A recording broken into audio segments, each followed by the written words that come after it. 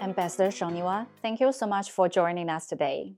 Thank you for coming. China will soon convene its annual two sessions, an event closely watched around the world. What opportunities could this create for Zimbabwe as China pursues high-quality development and greater opening up? Thank you. Thank you for that question. I believe that China's drive towards the high quality development and greater opening up presents many opportunities for cooperation between our two countries. And China's opening up presents Zimbabwe with and Africa um, opportunities for investment, opportunities for trade. Um, so far, as you know, for Zimbabwe, we have some protocols, products that we have actually managed to negotiate with China, and they've been cleared for import into China, mainly fruit, agricultural products, but mainly fruit. And we continue to work on more products. We look forward to more products gaining access to the Chinese market. We also are aware that you also be aware that there's been announcement of opening up, duty-free access, quota-free access by the Chinese government. So we are exploring that and to ensure that perhaps we can get more products. The unleashing of the new productive forces to foster high quality development is also an opportunity for Zimbabwe to share in China's development achievement through investments, that add value to our minerals, agricultural products, and we are also looking forward to exchanges through science, innovation, and technology. This year marks the 70th anniversary of diplomatic relations between China and Africa, and it has been designated as China-Africa Year of People-to-People Exchanges. How do you see bilateral relations evolving in this new phase? Thank you very much for that question. We see this as a new era. 70 years relationship between the continent of Africa and China. It's a long time. So we are looking forward to the intensification of that cooperation between China and Africa. The cooperation also was set out in the 10-point plan during the summit in 2024, September 2024, during FOCAC. And we continue to work around that as Africa, but also as Zimbabwe. We do have a lot of developments, economic and otherwise, cultural, etc. As we go forward, of course, in this year of people-to-people exchanges, we believe that it's equally important that we continue to stand with each other politically, but to work much more on boosting economic cooperation in all the sectors of cooperation. Earlier this year, President Xi sent a reply letter to the veterans of Zimbabwe's liberation struggle, reaffirming the enduring friendship between China and Zimbabwe. So, how do you understand the significance of this message today, and what does it mean for young generations in Zimbabwe? I should start by appreciating the response that His Excellency President Xi Jinping sent to the Zimbabwe liberation heroes.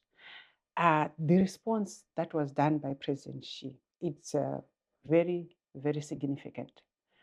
It was not just a gesture, but it's a symbol that signifies the relationship between Zimbabwe and China, more so on the history that Zimbabwe and China, it goes back many, many years, and to the years of our fight for freedom in Zimbabwe. Because of the history that is that I've just said,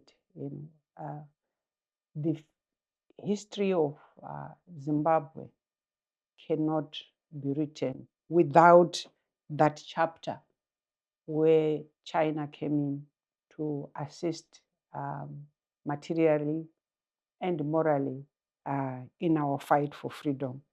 The communication or the response, again, the significance, it's a message to the younger generations. The contribution that was made by China not only extended to Zimbabwe, as you are aware. So we really appreciate. We're now living in a world marked by geopolitical tensions and hegemonic tendencies. How do you see China and Zimbabwe cooperating in safeguarding their core interests? I'm pleased that Zimbabwe and China do share the unshakable belief in the equality of nations, whether they are large or small, rich or poor. And this is anchored uh, in the United Nations principles, in the United Nations Charter, with the respect for sovereignty, high, and that the respect for territorial integrity, and that all nations, the right of all nations to determine their own affairs free from interference. In this respect, Zimbabwe, once again, I want to endorse and express, as we've always done, our full support of China's global initiative, which is setting out to promote genuine multilateralism that will serve the interests of all nations. And we are grateful. I want to take this opportunity to state our appreciation of China's solidarity with Zimbabwe, and that it continues to express in concrete action by its resolute opposition against the unilateral sanctions that were effected on Zimbabwe many years ago, more than 20 years ago, and against the interference of Zimbabwe's internal affairs. For its part, Zimbabwe has always been and will always be unflinching in its support for the one China principle. So we want to really appreciate that strong friendship with China. I think. I know that you have often described China and Zimbabwe as highly complementary partners. Looking ahead, which areas of cooperation do you believe should be prioritized for the two countries? I firmly believe that China and Zimbabwe will continue to complement each other going into the future. I once again to repeat that the synergies of China's expertise and innovation do bring many opportunities to Zimbabwe. And also Zimbabwe, with its natural resource wealth, is a genuine partner for further development and working together between the two countries. So we will need to build commendable cooperation, especially in infrastructure development. The opportunities, of course, they are limitless for cooperation in power generation through this green energy, solar, carbon, hydrogen, and gas. We're also looking at in infrastructure. We're looking at road, rail, and air connectivity. China has also a lot to share in building smart cities, rural revitalization, poverty reduction, and to gear our education towards the needs of industry.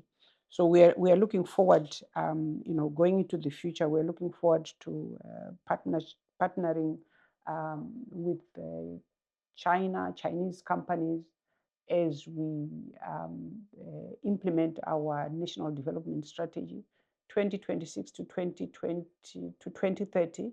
It's it's a 5-year period where Zimbabwe is steadfastly implementing its national development strategy too.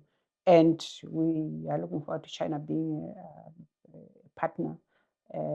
China is currently the biggest investor in Zimbabwe in the various sectors. So we believe that by the end of our planning period, at least the 5 years, we'll see many more investments that would have come in. I thank you. Thank you so much for your sharing and your insights. Thank you. Thank you very much.